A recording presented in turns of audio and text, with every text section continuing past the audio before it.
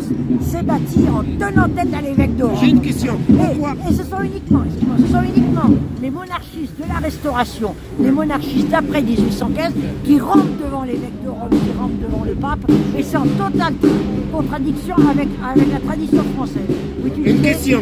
Pourquoi dit-on que la France est la fille aînée de l'Église? Ouais, ça c'est pour nous faire filer doux. Ça c'est pour nous faire filer doux, pouvoir nous plumer. Alors, fille aînée, majeure et vaccinée, elle fait ce qu'elle veut. Ça c'est l'évêque de Rome, c'est pour qu'on file doux et qu'il nous pique notre pognon. Parce que l'évêque de Rome, il nous rançonnait, il piquait plein de fric à tout le monde. C'est pour ça. Ils renvoyaient ça en Italie, là-bas à Rome, et c'est pour ça qu'ils sont milliardaires. Ah, d'accord. Hein, c'est comme l'ordre mondial, mais c'était... C'est l'ordre mondial. C'est pour ça qu'Henri VIII, le roi d'Angleterre, il a profité d'une histoire, un mariage que l'évêque de Rome ne voulait pas annuler. Il s'est fait... il a fondé l'église anglicane. C'est-à-dire qu'il a gardé tous les trucs des cathos, mais il a décidé que... les prêtres se mariaient là-bas dans l'église anglicane. Enfin, il a fait un espèce d'hybride et il a décidé que c'était lui le chef de l'église anglicane. Mais maintenant, est-ce que tu es pour le mariage des prêtres? Là, ça me regarde. Moi, ça me regarde pas. Ça me regarde ouais, pas. Non, mais ça m'est égal, il faut ce qu'il veut. Oui, mais il y a des conséquences. Parfois, il y a la pédophilie. Parfois, il y a des viols des enfants. Mais attends. Le célibat obligatoire des prêtres, c'est une ânerie. À l'origine, voilà, ça n'existait pas. C'est un truc pour mettre la main mise et le bazar. C'est comme la confession. La confession, ça n'existait pas. Non, mais bon, passons. Mais alors, ensuite, quand il y a eu la réforme, avec Calvin, Luther, beaucoup ont adopté la réforme. Merci pour les pouces, merci pour les pouces. Si vous n'avez pas le pouce cassé. C'est toujours une histoire de tiroir-caisse. Si vous avez le pouce cassé, vous êtes dispensé. C'est du commerce et une emprise. Et l'évêque de Rome, il dit fille aînée de l'Église pour nous faire filer tout. C'est pour ça qu'il faut s'accrocher à la loi de 1905, la séparation de l'Église et de l'État. On n'a pas à s'occuper de religion. T'as une religion, t'en as pas. T'as une religion, tu changes de religion, c'est ton choix. Tu fais ce que tu veux, t'as pas de compte à rendre. L'État d'un côté, la religion de l'autre. Rendez à Dieu ce qui est à Dieu. Mais pourquoi les hommes politiques vont, par exemple, inviter, par exemple, fêter Hanouka, vont à la mosquée, voilà. Ah ben, ça, c'est du tapinage électoral. Donc Macron n'a pas fêté Hanouka à l'Élysée.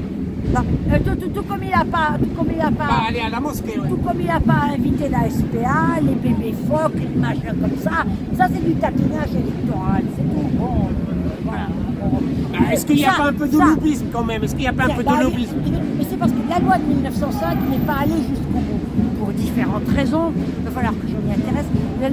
La laïcité n'est pas allée jusqu'au bout, et là je parle en laïcarde, nous aurions dû carrément supprimer tout ça, les gens priaient chez eux, comme ils voulaient, quand ils voulaient, les édifices religieux, on les récupérait, on l'a fait à une époque, les édifices religieux, on les récupérait pour en faire des écoles, des ci, des ça, des musées, ce que tu voudras. Non mais attends, si Dieu existe, il n'a pas besoin d'édifices et il n'a pas besoin de clergé. Bon, si Dieu existe, dans l'islam, il n'y a pas de clergé. Hein. Bon, écoute, chez moi, il n'y a pas de clergé. Hein. Mais écoute, dans l'islam, il n'y a pas de clergé. Dans l'islam, paraît-il, les gens peuvent prier chez eux. Voilà. Il y a la ligne directe. Eh ben, c'est très bien. C'est très bien. Comme ça, c'est en ton âme et conscience. Ouais, mais la mosquée, l'église, c'est un lieu de rencontre, c'est un lien social. Ben alors à ce moment-là, tu fais licence 4. Et tu montes de la bière. Attends, c'est ce qui fait comment il s'appelle, Borello, là. On ne peut pas vendre l'alcool dans une institution religieuse. Tu peux faire un bar sans alcool. C'est ce qui fait Borello, là, avec son groupe SOS. Il achète des bistrots, ça fait des rencontres. Mais si d'accord avec moi que dans les années 50, il y avait quand même un parti politique qui était chrétien, tu te rappelles? Il y avait même un parti politique chrétien. Ça veut dire que là... Oui, mais il y avait aussi des sacrés communistes dans les années 50. C'était quelque chose, les communistes. Voilà, moi je me rappelle, c'était pas mal. Ah ben non, tu ne peux pas t'en rappeler. Non, je veux dire, j'ai étudié ça, Mais là, maintenant, il n'y a plus de parti religieux. Il n'y a plus de parti religieux. Non, mais maintenant, et c'est très bien, les individus sont indépendants. Alors maintenant, ils se retrouvent ailleurs. Ils se retrouvent à des trucs de sauvegarde. On se retrouve à des trucs de sauvegarde. Hier, je suis allé à un truc, courir paléolithique. Ah oui.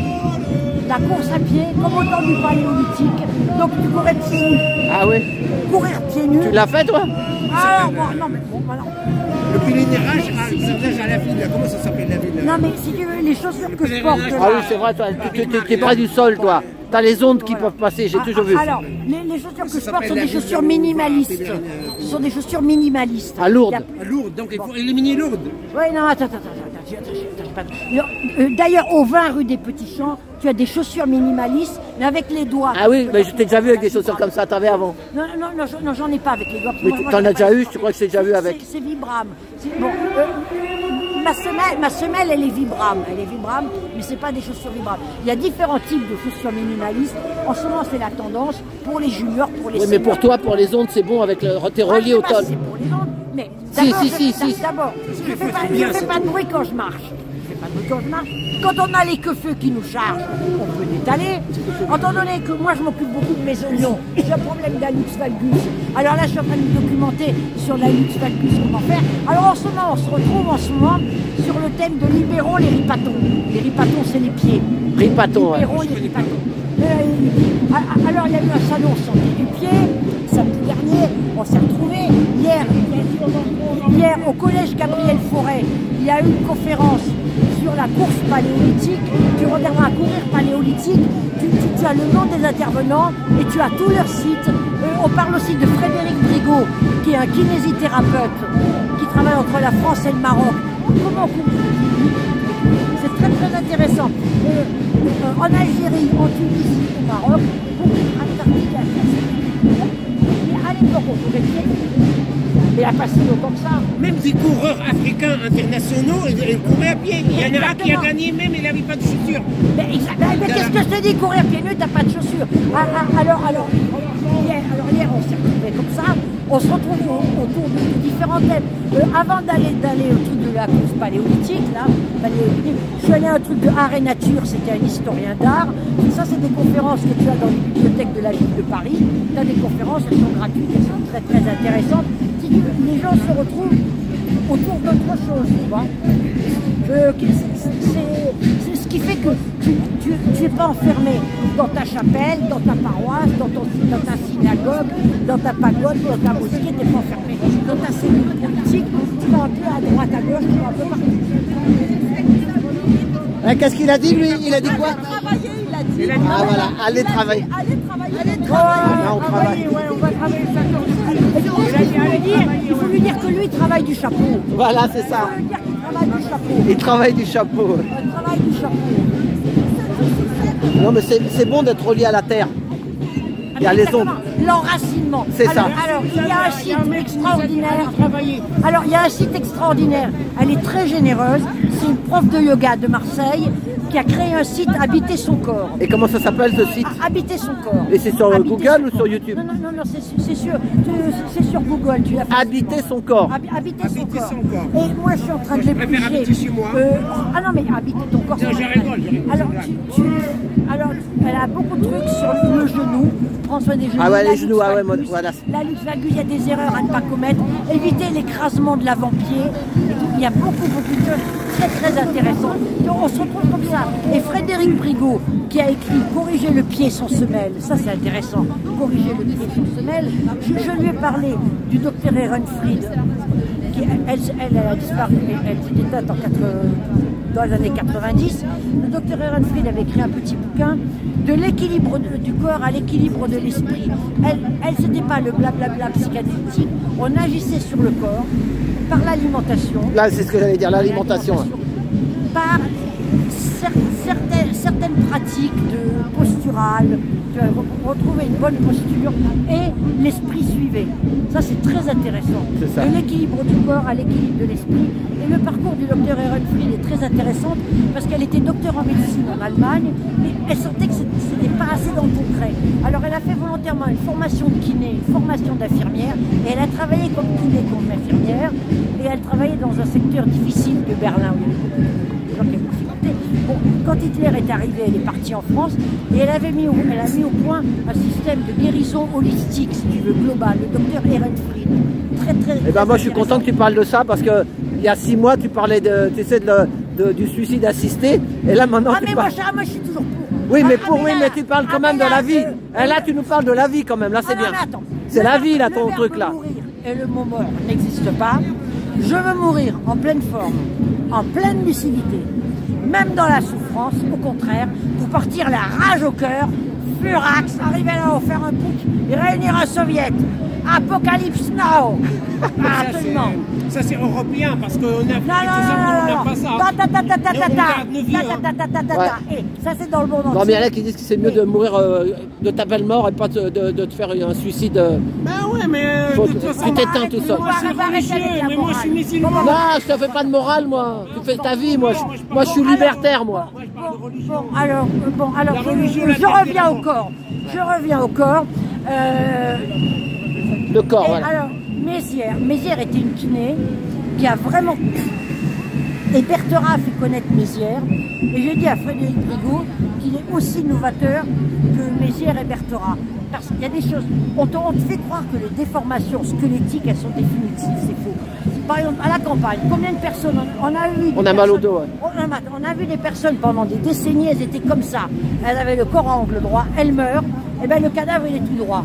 Tu sais pourquoi il est droit? Non, mais non, Ça c'est pas mal ça. bah oui, mais attends, mais c'est simplement que ce sont les tensions des muscles qui provoquent les déformations. Ah voilà, c'est ça. Tu vois, et c'est Berthera qui a mis ça, c'est Mézières qui a mis ça en évidence, avec allonger la chaîne posturale, la chaîne d'eau. Donc, la physiologie du corps, c'est très très intéressant. Et le docteur Ehrenfried, elle dit tout simplement, vous mettez les pieds, vous rapprochez les pieds, vous les mettez en parallèle. Vos genoux, vous essayez de faire en sorte que les genoux soient bien dans la position où ils devraient être, ni à l'extérieur ni à l'intérieur. Aussitôt vous sentez une rotation au niveau de la hanche. C'est la fin, ouais. Tu vas à la Palestine, Bastille, non? Il y a Bastille après. De toute façon, on sera à la fin là-bas. Non, on t'écoute. Il parlait du corps là. Non, parce qu'il demandait si c'est la fin, on est arrivé. Même le sommeil. Si tu dors bien, tu seras bien. Même le sommeil. Non, arrêtez. Bon, alors. Viens pas, reste pas sur la route. Ehrenfried. C'est pas la peine de se charcuter. Tu mets les pieds en position, tels doivent être, les genoux tels qu'ils doivent être, et tu perçois la rotation du fémur au niveau de la hanche. Et si tu te rends compte que la voûte plantaire se reconstruit comme ça. Elle se reconstruit simplement dans cette position. Donc c'est très simple. Alors, pourquoi n'arrive-t-on pas à garder un bon équilibre postural naturel? Il y a toutes sortes de déformations, pour toutes sortes de raisons, que nous nous sommes affligés, que nous continuons à cultiver. Alors voilà ce dont nous parlions hier. C'est quand même plus intéressant que notre Père qui est aux cieux, restez-y. Oh, toi aussi tu contre les prières? Non mais écoute, mais ça va, écoute, attends. Non mais attends, c'est pas que je suis ni con, je suis ni pauvre, vous me faites chier. Vous m'emmerdez. Il y a un niais de compte, il y a une épaule, tu dis le prier, tu pries, moi vous me foutez la paix. Vous me foutez la paix.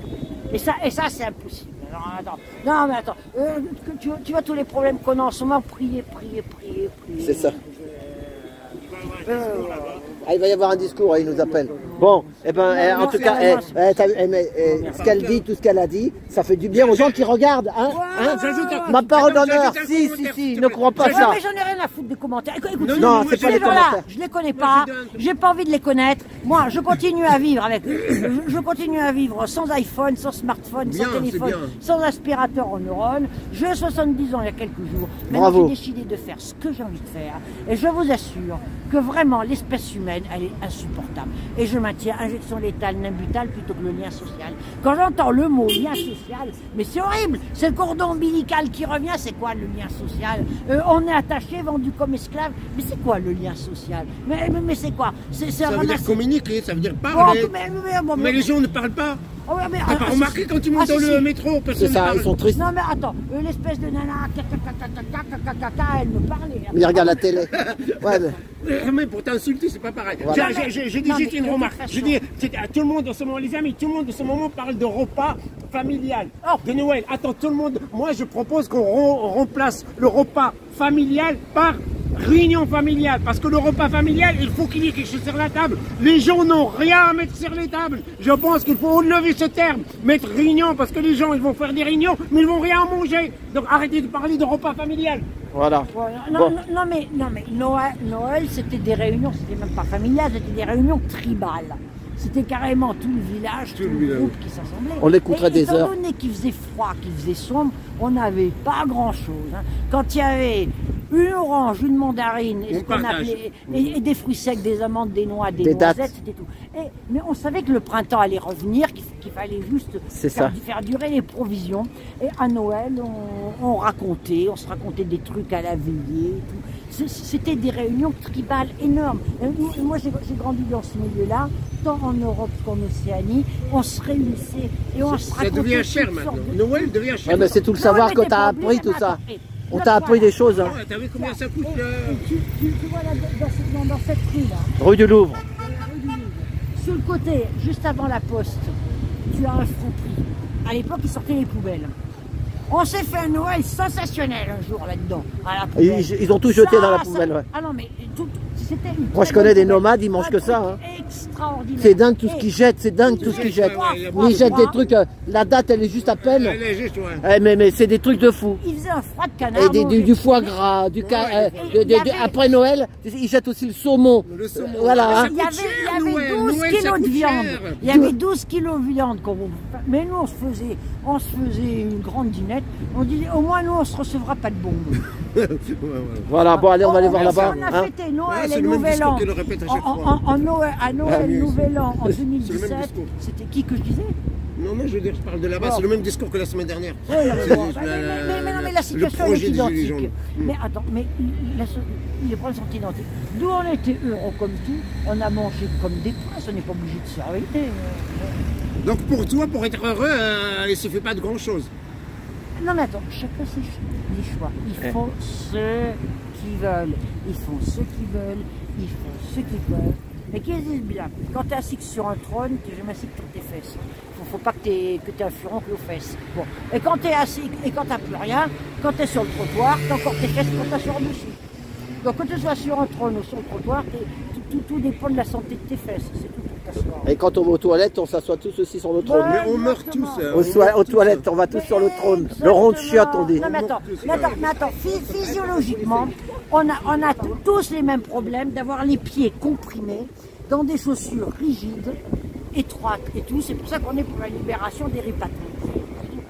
Tous, on a les mêmes problèmes d'avoir la colonne vertébrale tassée, malmenée par la manière dont on vit. Chacun règle la question comme il veut. S'ils veulent aller se faire opérer, se faire charcuter, c'est leur choix. S'ils veulent faire autre chose, c'est leur choix. On n'impose absolument rien.